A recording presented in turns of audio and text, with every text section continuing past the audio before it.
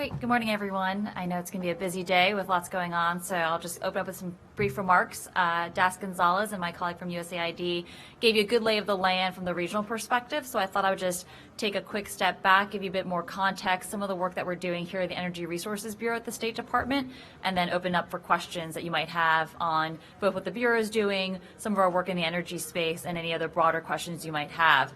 Hopefully there'll be some, and then we'll turn to my next speaker, which I guess is GE after that. So quickly to open, so good morning to all of you. Thank you for being here. Today is the U.S. Caribbean and Central American Energy Summit, and it reflects really the U.S., as Juan mentioned earlier, the United States' critical interest in working with our neighbors in the region and the hemisphere and partners around the world to actually increase energy security by developing cleaner, more reliable, accessible, and affordable energy supply. By incorporating a diversity of energy resources and promoting energy integration, we can really build a better and more secure energy environment for our future citizens as well as our regional neighbors. Quickly about the Energy Resources Bureau, we were created about 5 years ago at the State Department, and really in recognition about the fact of the growing nexus between national security, economic development, and the role that energy plays as the connective tissue in this critical space. My pillar in particular, as Alex laid out in greater detail, really focuses on the energy transformation perspective, the movement toward the lower carbon economy. We're really at a unique moment. Last December, as many of you should have seen or know, that the Paris Agreement was agreed to, and that was really a global recognition by over 200 countries about a decarbonization pathway that we're all on. So now in 2016, my role, as well as what the department's working on, is how do you make Paris a reality? How do you build concrete actions underpinning those paper commitments? How do we make that real? And you're starting to see that in a summit like this, as well as other areas, taking these countries' intended nationally determined contributions, their climate and clean energy targets, their commitments, and how donors and other development partners can actually help those countries make those commitments a reality through assistance, through technical assistance, through policy dialogues, and through discussions like we've been having over the past couple of years with our Caribbean and Central American neighbors. So with that, working with regional partners, the Inter-American Development Bank, the World Bank, the OAS, the bureaus of both energy resources here at State, as well as the Western Hemisphere's Bureau, which is where Das Gonzalez is with. We're really advancing the vision through regional initiatives like Connecting the Americas 2022 and the Caribbean Energy Security Initiative, CESI, and Connect 2022. In the Caribbean, CESI, the Caribbean Energy Security Initiative, aims to improve overall energy governance and the investment climate, as well as enhance regional coordination through CARICOM's new Caribbean Sustainable Energy Roadmap and Strategy. We'll just refer to that as CSERMS in the acronym, and provide new financing resources, including through OPIC, the Overseas Private Investment Corporation, as well as through the Clean Energy Financing Facility that USAID, U.S. Trade and Development Agency, are implementing. Under Connect 2022, the Connecting Americas 2022 initiative, the State Department's energy work in Central America is focused on accelerating the region's interconnection. This is through a process with the Central American Electricity Integration System, CIEPEC, also known as CIEPEC, as the best strategy to achieve the scalability, the economies of scale necessary for the Central America region on the energy integration, which was briefly discussed in the previous session. The timing of this summit in particular is really important.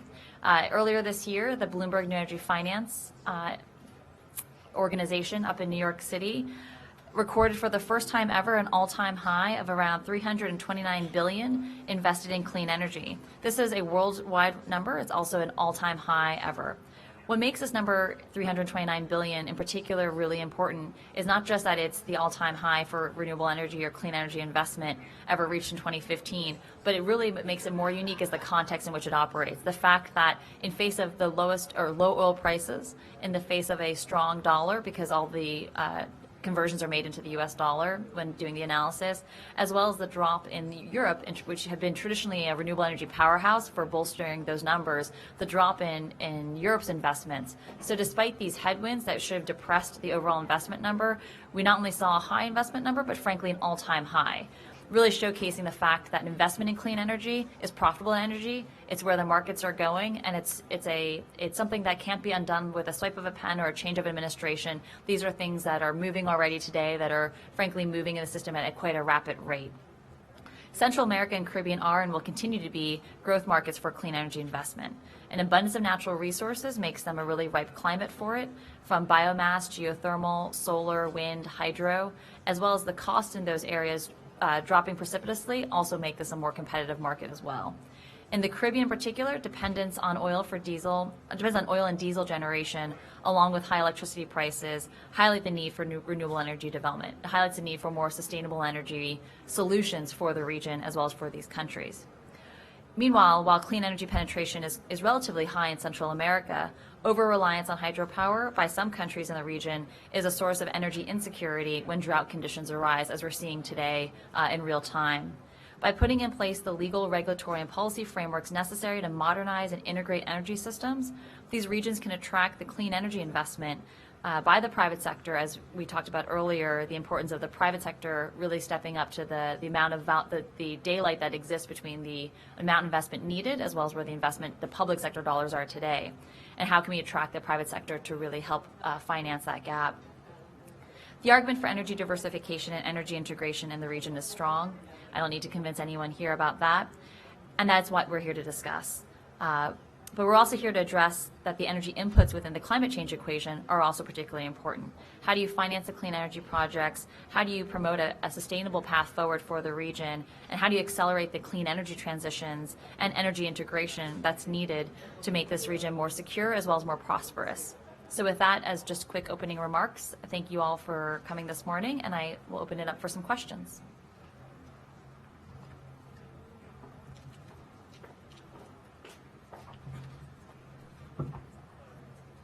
I'm Heiko Garaz with Vargas Media.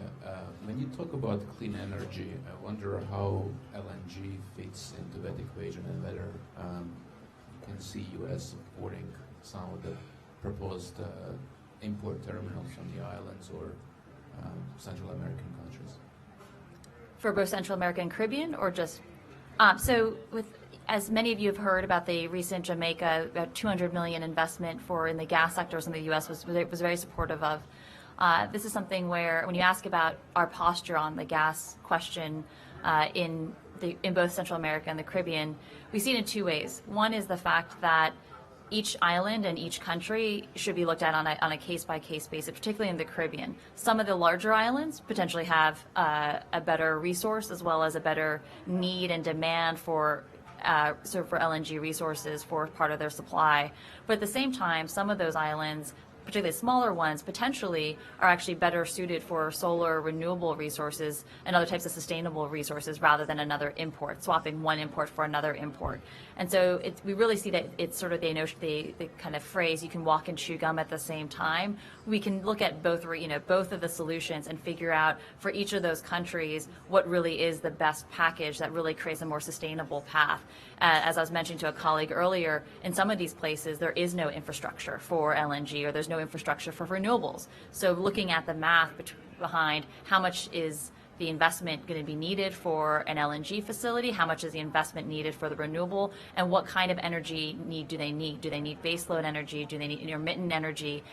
How is the grid balanced? Is there a grid? So these types of questions are things that come into the mix when thinking about what is the right solution. And in the Energy Resources Bureau, we actually look at it from a really comprehensive perspective. Let's put all the solutions on the table that are viable and let the country take a look at what those options are and let the country decide, frankly. There really is this notion of, I think Juan probably mentioned in his remarks, but the importance of political will. At the end of the day, for any of these energy solutions to be successful, you need to see the political will of the host country in pursuing the reforms, the regulatory changes, the legal structures, all that will be needed for any of these energy solutions to ultimately be successful. So we really see gas and renewables as both part of the mix on a case-by-case basis, and the U.S. has really been sort of even-handed in looking at the full suite of what's out there.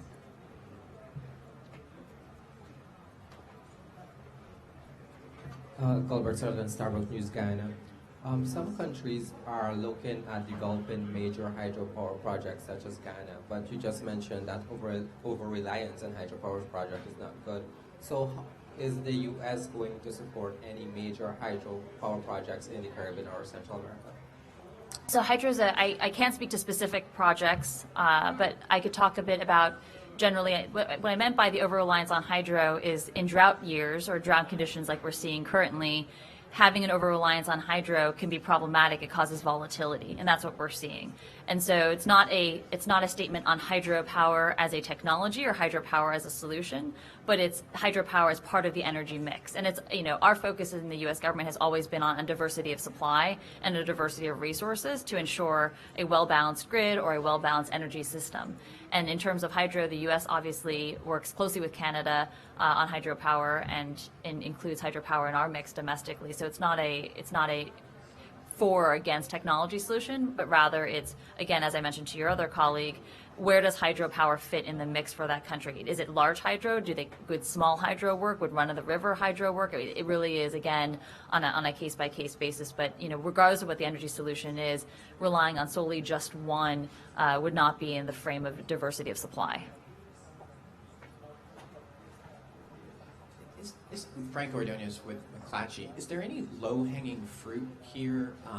And what are some examples that countries are in the process of using or use to find these solutions to kind of eliminate the need to import oil and other energy services? So there is low-hanging fruit, and for those who have worked closely with the Secretary of State or Secretary Kerry when we were in the Senate, we're quite optimistic and we're quite bullish when it comes to clean energy for those who have worked for him, and I've worked for him for several years. So the good story is that there's lots of great stories. There's lots of great success stories. Juan briefly mentioned Aruba, but the fact that Aruba is actually is moving on track to become, I think it's 100% renewable, is the target the Prime Minister has put in place. Basically, I think their goal is meeting all of their energy needs exclusively through renewable energy. So Aruba in particular is a great story of an island who's going to try to make that happen, figure out how to do it fully on homegrown energy resources. Another great success story is last November in the island of Nevis and St. Kitts, part of the Federation of St. Kitts and Nevis. Nevis signed a power purchase agreement with a geothermal developer.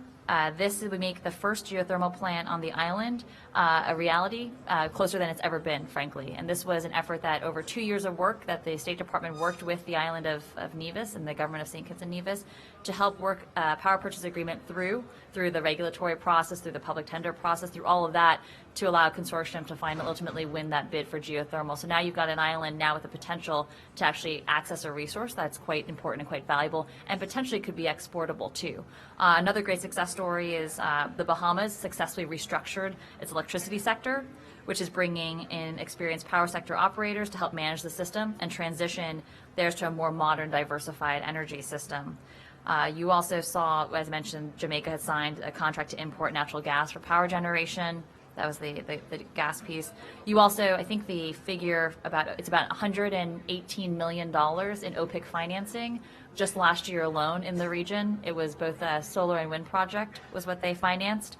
So there is investment flows happening into the region. What was the other? BNF, I believe, also had a figure in terms of the investment that has been captured in the region. That's actually quite significant. Central America attracted around $3 billion in clean energy investment from 2014 to 2015.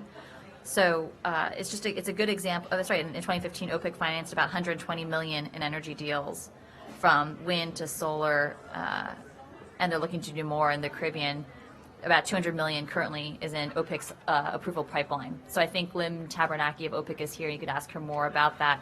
But this is with low-hanging fruit. There's lots of opportunities already in these regions. It's going to be a marriage of access to the capital and the financing required, but also in some cases, some of the political changes that need to happen, the reforms, the legal structures, the regulatory issues that would also need to be improved. But you see the coupling of that already successful in many places, and now we're trying to move that even further abroad. Department of Energy in the U.S. Virgin Islands has something called the Playbook, which was an opportunity. I think it's in which is the U.S., one of the U.S. islands in the USVI. We actually successfully rolled out a proposal to work with them on renewable energy, and now we're taking that playbook to other countries. And we can connect you with the DOE colleagues to tell you more about that. But the U.S. has some great experience that we're now trying to share abroad as well. Hi, I'm Carla Brazil from the Trinidad Guardian. First of all, is the U.S. looking for some sort of timeline in terms of return on investment? As in, if you guys don't see any momentum happening, will you just, decide to end this project for energy sustainability in the region? And also, how are you incentivizing the momentum on, persuading certain countries to move towards clean energy, particularly, Trinidad and Tobago, which is an anomaly in the region because we have oil and gas? So first is, are we persuading, or how are we trying to pursue this issue? First, as I mentioned, the Paris Agreement, over 200, this was really a watershed moment, a milestone for the global community, a global recognition that if we want to reach the 2-degree target, we will need to see a decarbonization happen globally in the system. And Trinidad and Tobago was part of those negotiations as well. So what you're really seeing is a global commitment, a global vision to where we need to go, which includes a low carbon and energy transformation. So you have that momentum this year, which is really bolstering these conversations. You also have just the economics at play. Where does the math, again, looking at your balance sheet, looking at the math, how the energy resources cost out when it comes to heavy fuel oil, diesel versus gas versus solar and renewables. And as renewable energy costs continue to drop precipitously, that's really important because they're starting to become on par with traditional resources, and trying to figure out how to balance that system as well is another way that it's creating incentives. So there's built-in economic incentives where the costs actually work, and in the Caribbean in particular, in many of those islands, the costs do actually really work in the favor of renewable energy. In places where it doesn't, then you got to take an even more broader look, which is what is that path that island wants to be on, and what is the imports that they want to be reliant on, what are the exports they want to be producing, and frankly, where are the jobs as well that's created from this. And again, as in my pillar in particular, which is clean energy, we're seeing just a lot of success and a lot of movement, both in terms of economic development being done with sustainable energy, but also being as the Secretary Kerry constantly talks about, I think he mentioned it last night, the energy market is probably the largest market out there, and a lot of that is going to the clean energy space. So how do you capture that opportunity? So we really see it as an opportunity for many of these islands and many of these in the region itself to move to cleaner energy. And now it's a matter of convincing them, but frankly, it's not governments that are going to convince them, it's the markets. It's going to be the companies that have the technologies, that have the know-how, being able to share that with those countries to see that move. But I think was that both your questions? Oh, how the time frame, right. So the time frame, the other thing about the time frame is, again, if you look at the Paris Agreement, we've got, these countries have put forward commitments, their NDCs, and I'm not sure what Trinidad and Tobago's time frame is for their NDC. I don't know if it's a 2030 time frame or a 2025 or 2035, but these are countries that has set a target that by X date, and it's only the first round, we want to be X% renewable or X% low carbon or on adaptation resources or for sustainable landscapes. And then that target actually, every 5 years, every 10 years, countries will come back to recommit a more ambitious target or hold firm with their current target. So there actually isn't a deadline by which, if they don't make those changes, we walk out the door. But frankly, we're invested. We're invested for the long term because the success of all of these countries in becoming cleaner in terms of meeting their clean energy commitments is in the interest of all of us. And it's not just because, I think someone else mentioned in the earlier session, Trinidad and Tobago reduces its emissions by 100%. Does that change the global climate equation? Not necessarily, but it does as a model for the region. If Trinidad and Tobago can make the right investments on cleaner resources, how does that shake out with its neighbors? How do the neighbors look to that? And that's why Aruba has been a great example and a model for how other countries can do it. And now take the Caribbean experience to the Pacific Islands. And what model does this region set for the Pacific Islands and other types of SIDS? So the short answer is no, there is no timeline by which you make these changes and we're out. The one thing to asterisk that is for those countries that receive Millennium Challenge Corporation financing, and I don't think any of the islands actually currently qualify, maybe one or two in Central America might have MCC financing. MCC financing is very much set deadlines. Certain reforms, certain changes need to be made by a certain date for the next tranche of MCC financing to actually come back out into the system. And if that doesn't happen, MCC will reevaluate whether or not they'll continue financing. And that's one vehicle in particular that's worth noting that there is actually potentially some hard stops. This will be our last question because Das has to run to charity. Hi, Nina Hakenin from Climate Wire. I was wondering how many countries actually included renewable energy explicitly in their NDCs? It's a great question. And I know I'm on the record, so I don't want to give you the wrong number. And I would like to be able to revisit with, I have There's a number in my mind that I think it is, and so rather than say it and be incorrect on the record, I will follow up with you with the exact figure. But we have looked at it. There's both a renewable energy as well as energy efficiency and sort of clean energy commitments. But there is a number that I know, but I should double check it before I actually get myself in trouble. So thank you very much, Das Nakagawa, for Great. joining us.